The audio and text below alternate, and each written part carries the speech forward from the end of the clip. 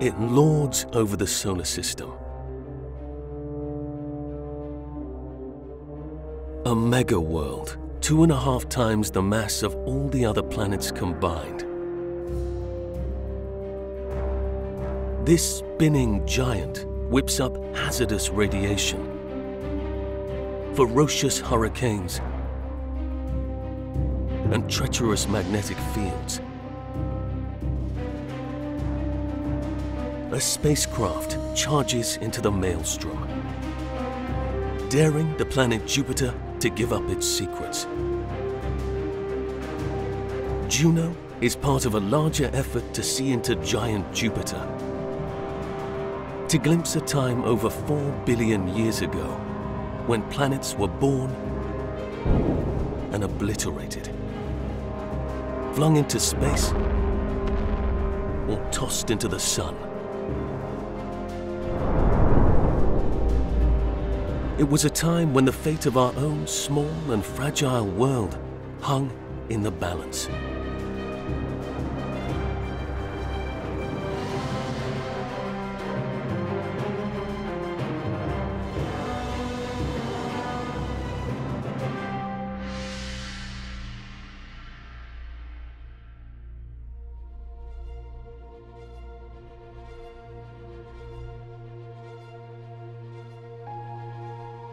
The Greeks called him Zeus, the Romans Jupiter.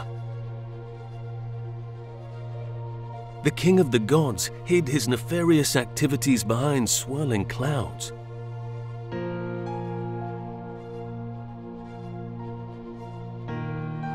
Only his wife, the goddess Juno, could pierce the veil of mists to catch him in the act. NASA's Juno, the Jupiter near-polar orbiter, left Earth on a mission to peer into the mysterious Jovian atmosphere, to find clues to the powerful forces that churn beneath its roiling cloud tops.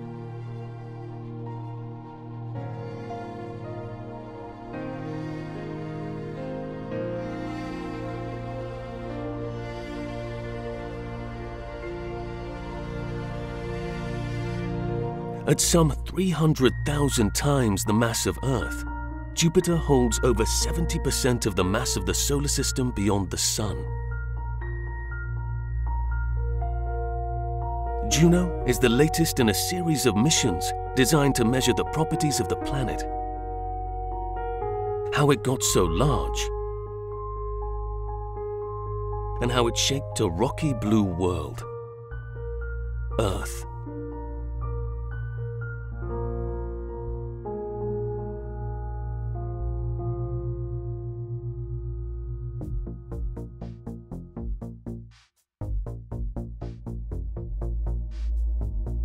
To understand Jupiter's early years, astronomers have been watching another solar system take shape.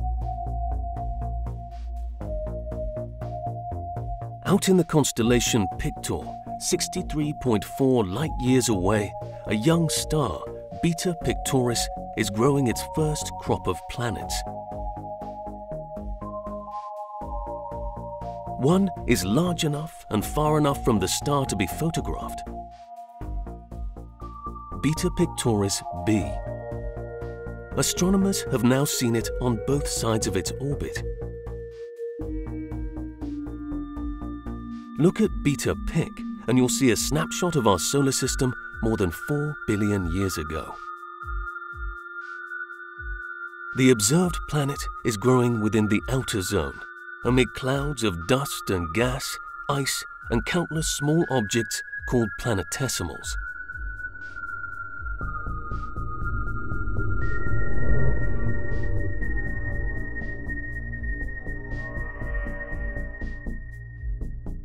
With matter swirling into it, the planet is likely a fury of gravitational and magnetic energy. Likewise, its distant cousin, Jupiter, is surrounded by a raging but invisible maelstrom. The king planet's magnetic field is 20,000 times stronger than that of Earth. Looking up from Earth, If you could see Jupiter's magnetosphere in the night sky, it would appear wider than the full moon. Jupiter's zone of magnetic influence is so large that it flares out beyond the orbit of Saturn, like a lightning bolt hurled by Zeus into the outer solar system.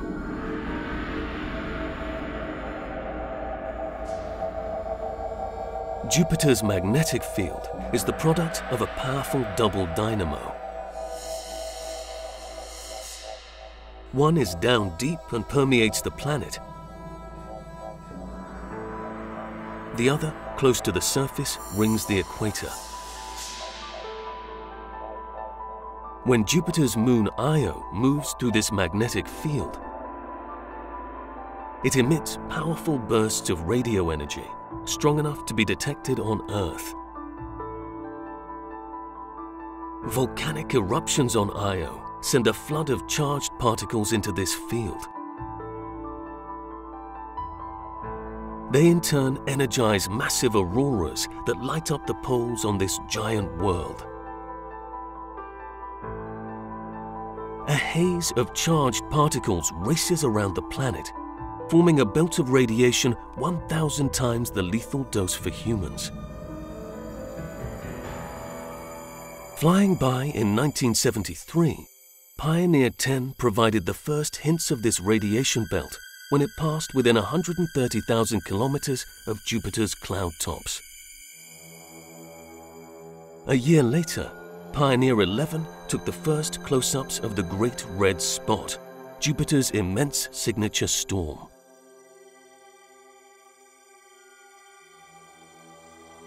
The Pioneer findings informed the design of the twin Voyager spacecraft.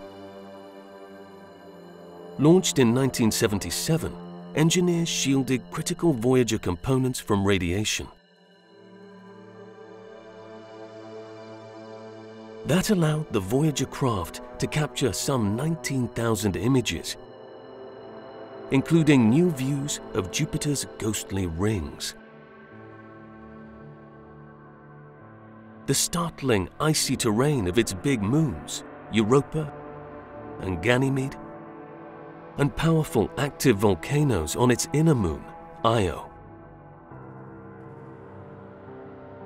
The Galileo mission got even closer in 1995. Galileo sent back a treasure trove of discoveries about Jupiter's atmosphere. With a composition nearly identical to the Sun, Jupiter offers a window into the birth of our solar system some 5 billion years ago.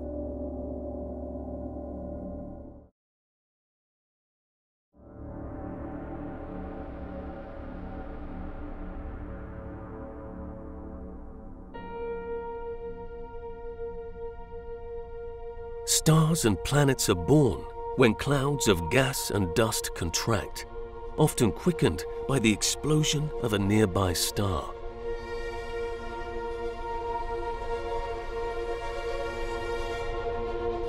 A shockwave from the dying star causes the cloud to collapse and to spin.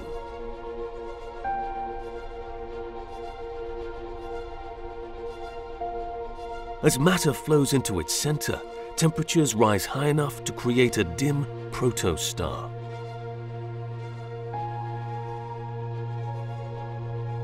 Within the disk, billions of tiny dust particles collide and stick together, forming sand-like grains called chondrules. Attracted to one another by gravity and static electricity, chondrules join to form pebbles. Pebbles become boulders, and finally, planetesimals. These kilometer-scale objects can collide, sticking together or breaking apart. Meanwhile, matter continues to flow into the central star. As the star brightens, winds of radiation begin to blow, pushing the remaining dust and gas outwards.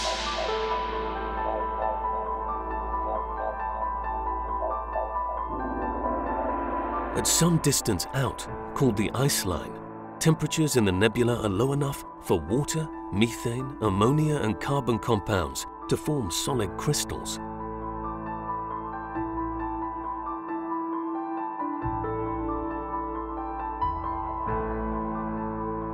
Out here, objects made of rock and ice come together quickly to form protoplanets. By this process, the largest grow the fastest.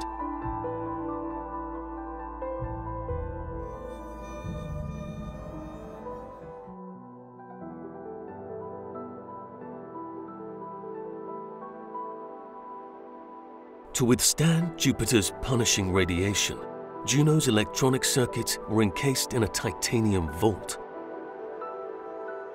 Its components were built of radiation-hardened material. Every part of Juno that can be is wrapped in lead foil.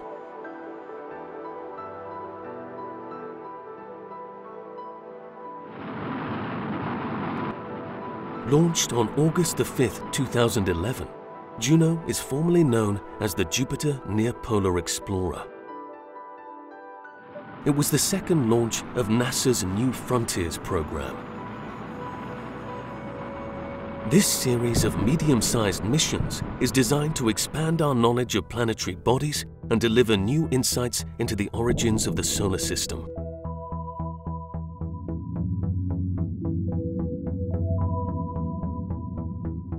The first mission, called New Horizons, traveled 9.5 years to the outer solar system. It mapped the surfaces of Pluto and its moon, Charon, collected information on their geology, and found clues to their complex and violent history.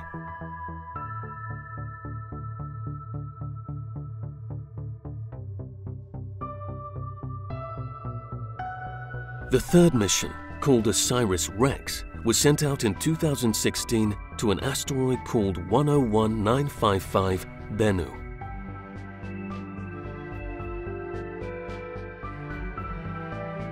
The idea was to actually land on the asteroid, pick up rocks, and return them to Earth.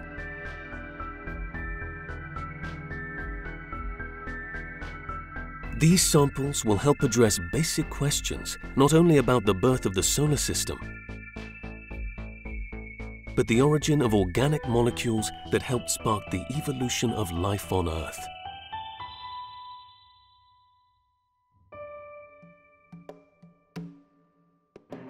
To score important new science, these missions have each taken on daunting technical challenges.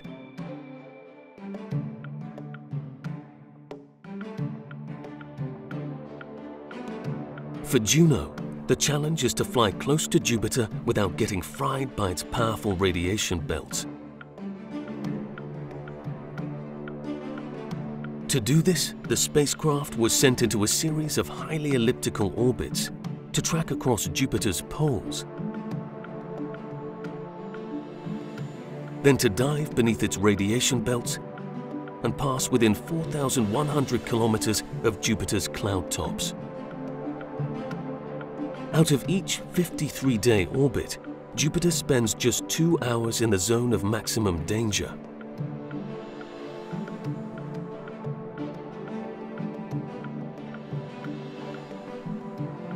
The craft spins 3 times each minute, allowing its instruments to capture about 400 slices of data from pole to pole.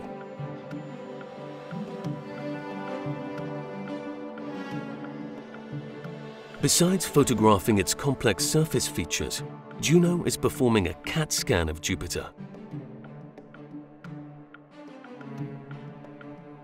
When scientists look at the planet, they see structures like those in Earth's atmosphere.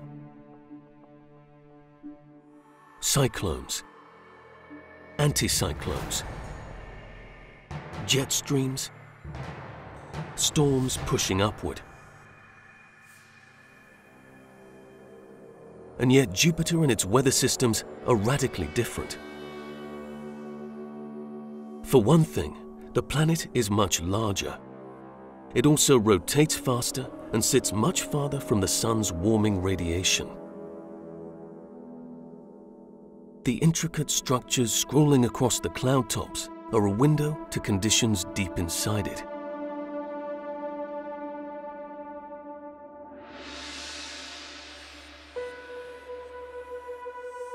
Juno's data shows that Jupiter's surface flows extend down as deep as 3,000 kilometers. Below that, magnetic fields slow them way down and pull the planet into a uniform rotation. Deeper still, scientists suspect the inner zone is a sphere of metallic hydrogen surrounding a solid core of rock and ice.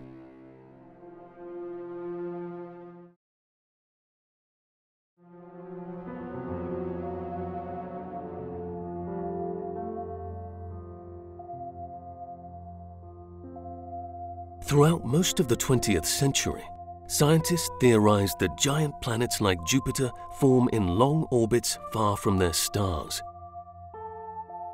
While these planets grow by scooping up a rich supply of icy planetesimals.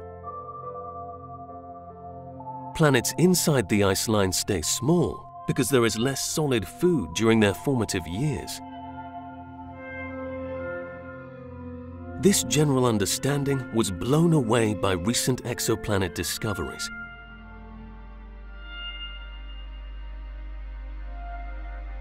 The Kepler space missions, along with ground-based planet hunting systems, have identified more than 2,000 stars with orbiting worlds.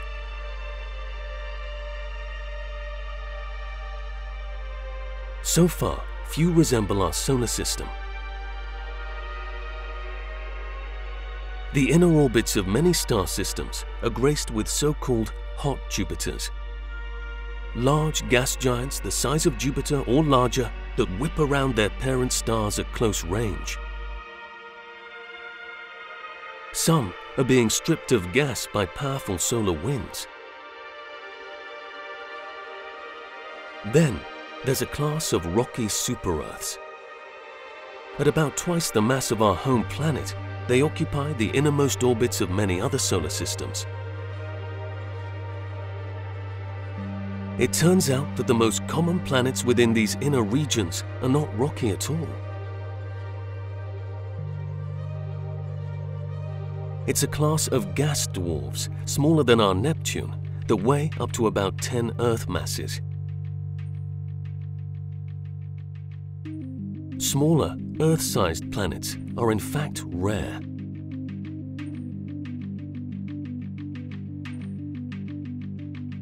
How did our solar system evolve in such a different direction? The answer may lie in Jupiter's turbulent past.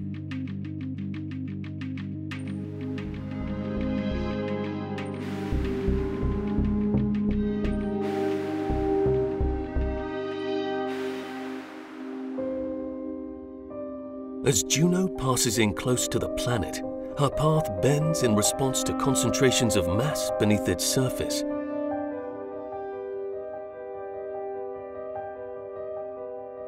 Because Jupiter isn't solid, those regions are free to move and shift.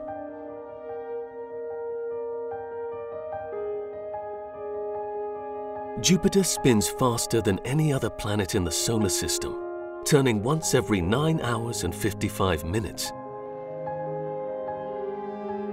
That bulges its equator out and flattens its poles.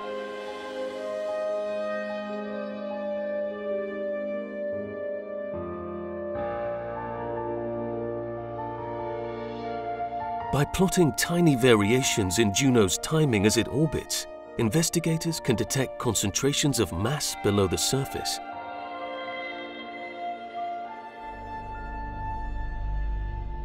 What Jupiter is made of, how its density varies, how forcefully it now spins, and how massive or solid is its core. These are all clues as to when and how it formed.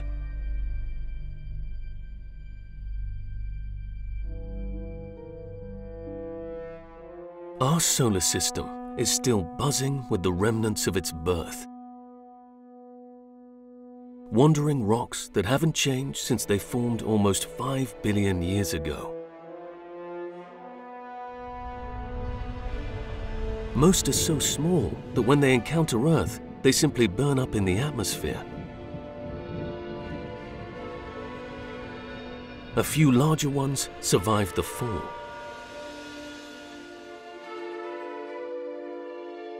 Scientists date these planetary shards by measuring molecular variations, called isotopes, of two particular metals, tungsten and molybdenum. These meteorites appear to come from two separate populations that formed in the inner and the outer solar system. Something must have driven a wedge between these two regions, preventing them from mixing. If this great divider was the young Jupiter, it had to have grown very fast, reaching about 20 times the mass of Earth within the first million years of the Sun's formation. Its gas giant neighbors, Saturn, Uranus, and Neptune, would have formed in its wake. By dividing the solar system in this way, Jupiter would have cut off the flow of matter into the inner solar system, stalling the formation of large rocky planets, or super-Earths. Then came one of the most impactful events in the history of our solar system. One set in motion by Jupiter's sensational rise.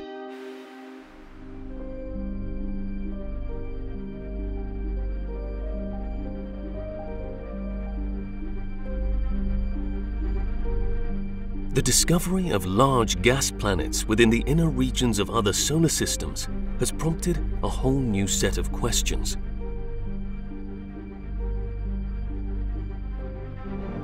If these giant planets formed beyond the ice line, then migrated inward, could Jupiter have followed a similar path?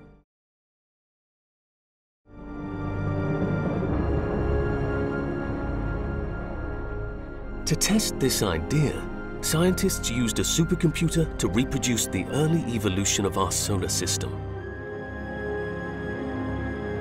They plugged a set of initial conditions into a program designed to simulate the interaction of gas and dust, gravity and energy. The simulation takes us into one cold and dusty corner of the galaxy 5 billion years ago.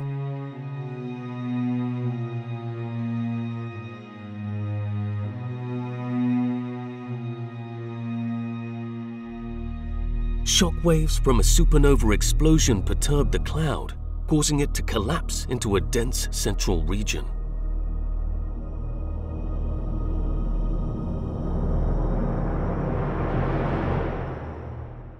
Near its center is a vast rotating hurricane of dust, gas, and water.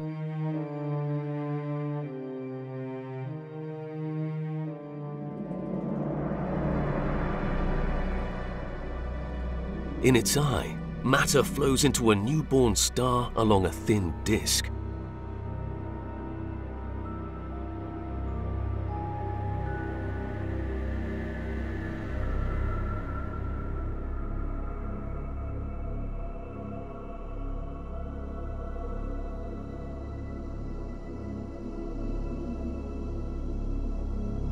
Flashes of light within the disk represent collisions among larger objects.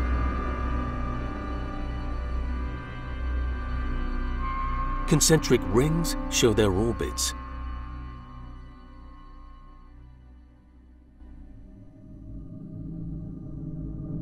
The large orbit on the periphery is Jupiter, the first full-sized planet to form. From its position far from the Sun, it has scooped up huge amounts of ice and hydrogen gas. Within 1 million years of its birth, Jupiter responds to the gravity of the Sun and the mass of the inner solar system. The model shows Jupiter's inward spiral, known as the Grand Tack.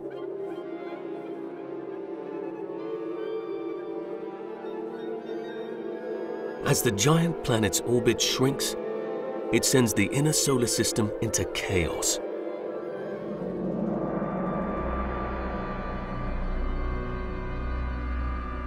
Jupiter flings most large objects into looping orbits around the outer solar system or streaming into the Sun.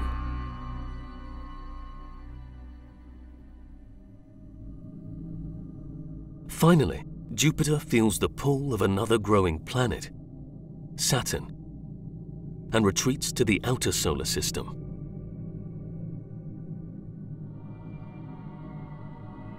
Jupiter gradually settled back into its current position. That left some 20 or 30 small planetary embryos to patrol the inner solar system.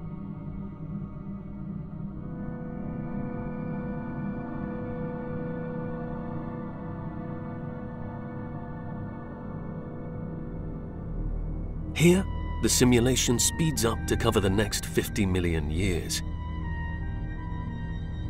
As these embryos tug on one another, their orbits destabilize.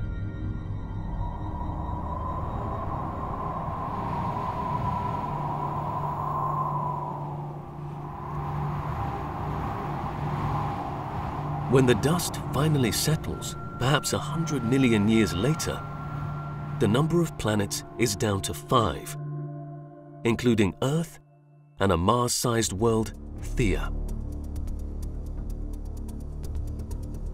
Everything changed when Earth and Theia crossed paths.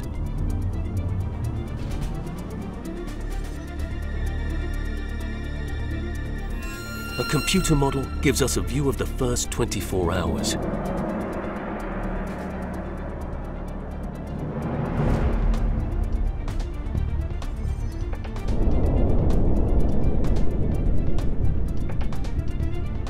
Theia shears about 1/3 of Earth away.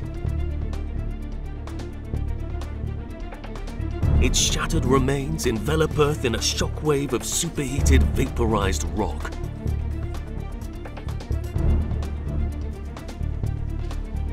A molten ring forms around the planet, subjecting Earth to a rain of secondary impacts.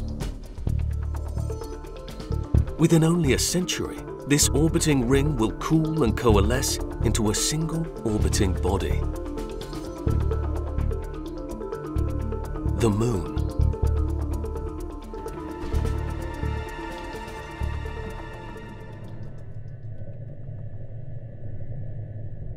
The violence of the Moon's formation would have left Earth spinning rapidly on a slightly tilted axis. A day lasted only about 5 hours.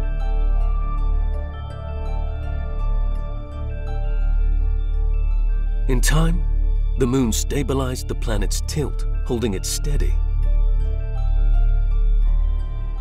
As it moved out to its current distance from Earth, it gradually slowed our planet's spin.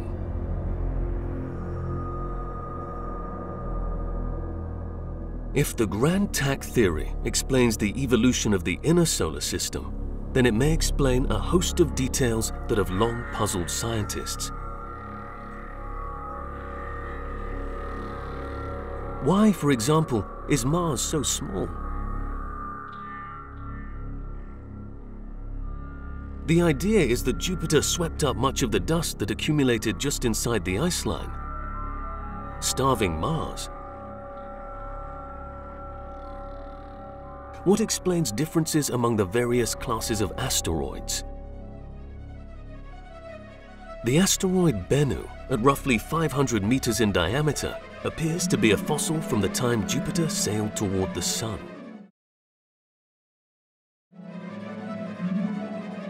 This dark object is made up of carbon-rich clay materials, born in the explosion of dying stars. Bennu itself is a product of collisions.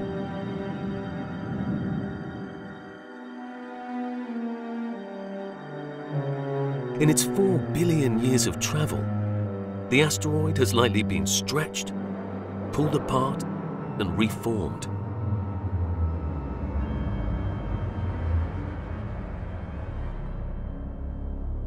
To trace the asteroid's origins, scientists have launched the OSIRIS-REx mission, with the goal of returning a sample to labs back on Earth.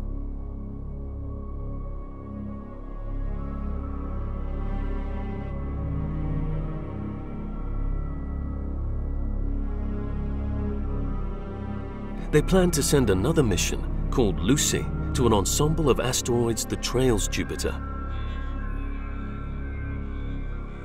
These so-called Trojan asteroids take their name from soldiers who hid inside the giant horse in Homer's Iliad. The thinking is that Jupiter began pulling them along within the first million years of its history.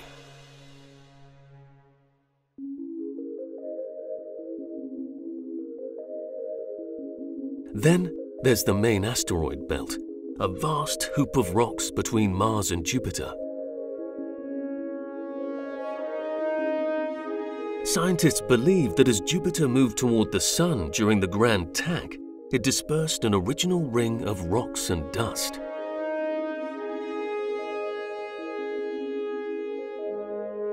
When Jupiter moved back out, it drew a whole new collection of rocks back in.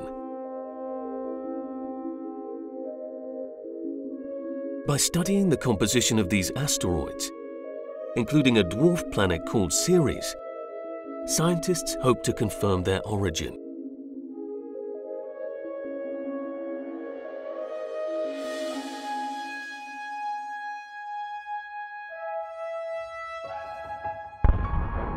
Finally, the giant planet carries its own artifacts from the early solar system.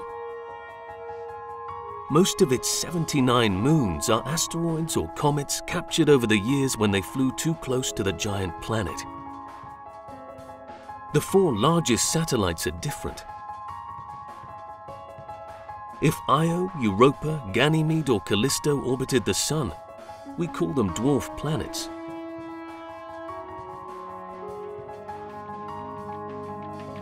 Scientists believe these moons formed slowly from a disk of ice and debris that circled Jupiter very late in its formation. All 4 are in tidal lock. Like our own moon, each keeps the same face toward Jupiter. Io, the volcano moon, orbits closest to Jupiter. Io shows what can come from living too close to an unsympathetic god. Heaved and stretched by gravitational interactions with Jupiter, and warped by tidal resonances with the other 3 large moons. Io is constantly being turned inside out.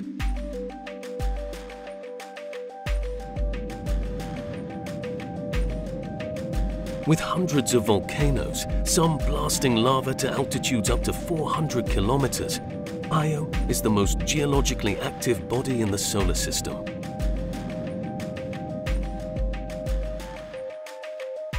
Next is Europa, with its bright, young, glossy surface covered in ice. Ganymede, with a diameter of 5,268 kilometers, is the largest moon in the solar system, larger even than the planet Mercury. Then there's Callisto, 2 million kilometers from Jupiter. Spacecraft sensors have shown that these 3 icy moons, Europa, Callisto, and Ganymede, hold different amounts of water beneath their surfaces. In Jupiter's early years, ice, dust, and gas flowed into the planet along a disk. The Grand Tack model predicts that Jupiter's disk would have shrunk as the planet moved toward the Sun. The 2 larger ice moons must have started forming before that. Europa formed later and had less water around it to attract, and Io had almost none. Jupiter's major moons didn't hoard all of the planet's icy bounty.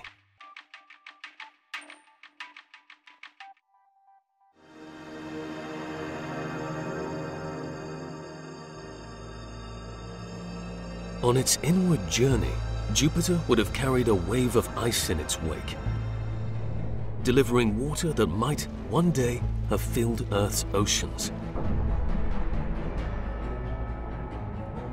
Once settled back in the outer solar system, Jupiter, along with Saturn, began to hurl still more icy material to the inner solar system.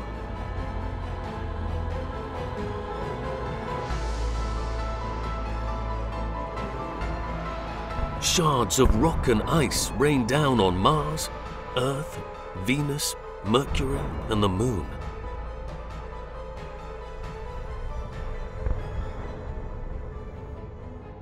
The lunar landscape today bears witness to this period. A 300 million year fusillade known as the Late Heavy Bombardment. Based on data from the Moon, scientists estimate that our planet would have been hit by at least 4 objects 5,000 kilometers across.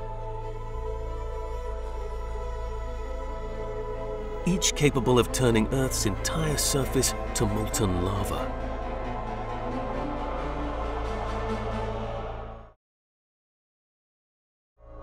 These collisions may have unleashed a process critical to the emergence of life, called impact erosion. The impacts blasted hot radioactive metals like uranium and potassium off the planet. That allowed the planet's outer crust to rapidly cool and water to remain. Scientists believed that Earth was a water planet in its early years.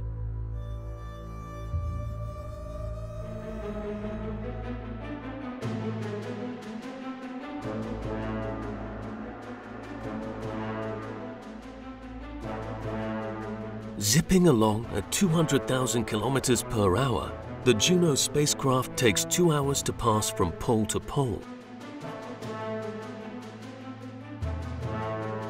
In that time, it records a variety of readings of a world that remains a gargantuan work in progress.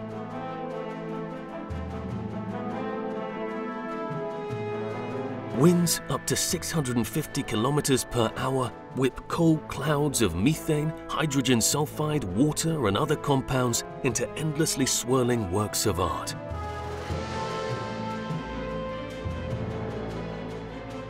Sometimes white clouds of ammonia snow fly over the wide southern red band, making it seem to disappear from Earth's point of view. It's cold in the clouds, about minus 125 degrees Celsius. Deep within the atmosphere, showers of compressed carbon may fall between the layers in a diamond rain.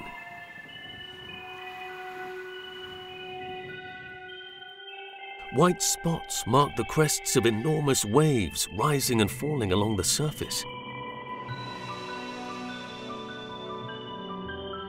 Twirling storms explode into the upper atmosphere, propelled by heating hundreds of kilometers below. They unleash lightning bolts far larger and stronger than any seen on Earth.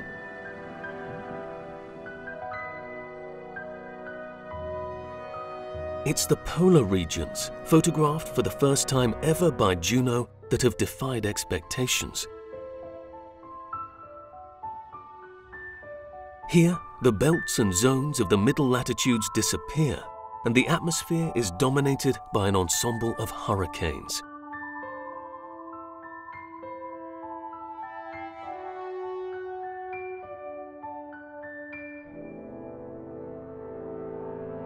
During its 4th pass over the planet, Juno's infrared imaging instrument captured these structures in 3 dimensions.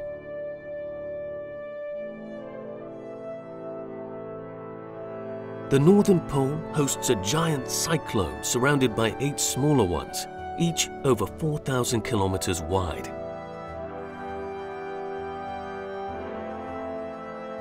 The bright yellow colors show deeper, warmer areas. The darker red colors are cooler cloud tops.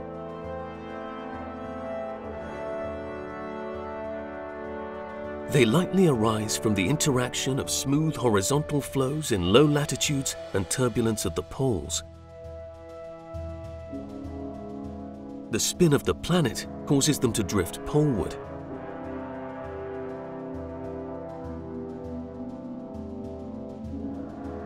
This raw sequence gives a sense of their spinning movements.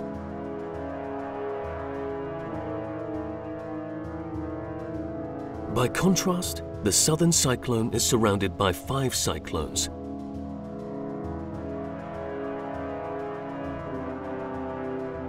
From an Earth perspective, even these smaller ones are vast, up to 7,000 kilometers in diameter, or about the width of Mars. Why these structures persist without merging is not known.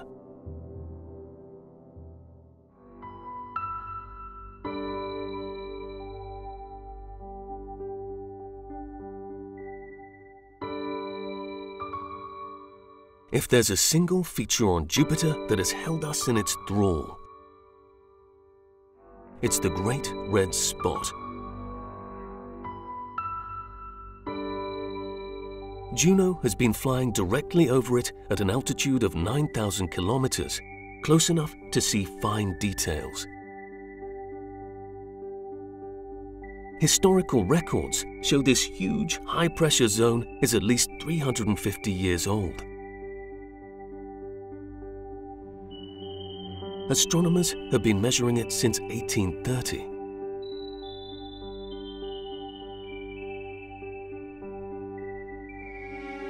At about 16,500 kilometers across, it's 10 times larger than Earth's largest typhoons.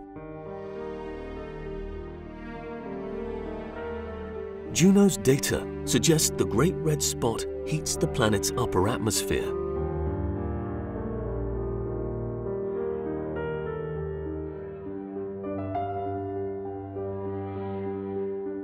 The big cyclone rotates counterclockwise once every 6 Earth days.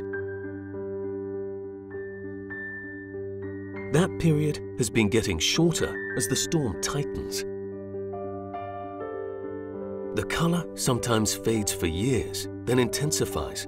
No one knows why.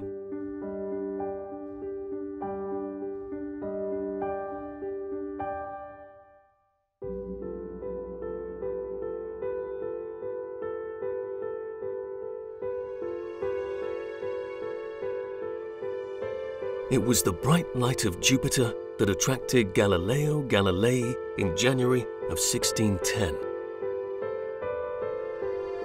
His small telescope was powerful enough to resolve the 4 large moons circling the Great Orb. If another world could have satellites, he reasoned, it seemed possible that Earth could be a satellite of the Sun.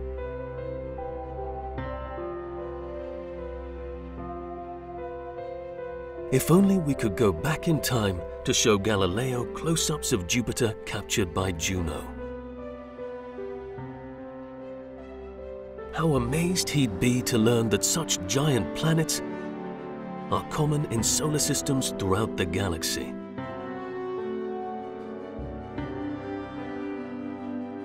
That billions of years ago, it marauded through our own infant solar system.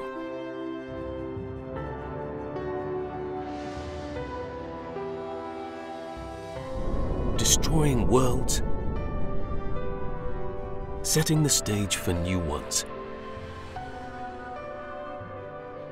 What would he say of our news that Jupiter left in its wake a quiet zone, where a world with oceans on its surface would form and over time give rise to life?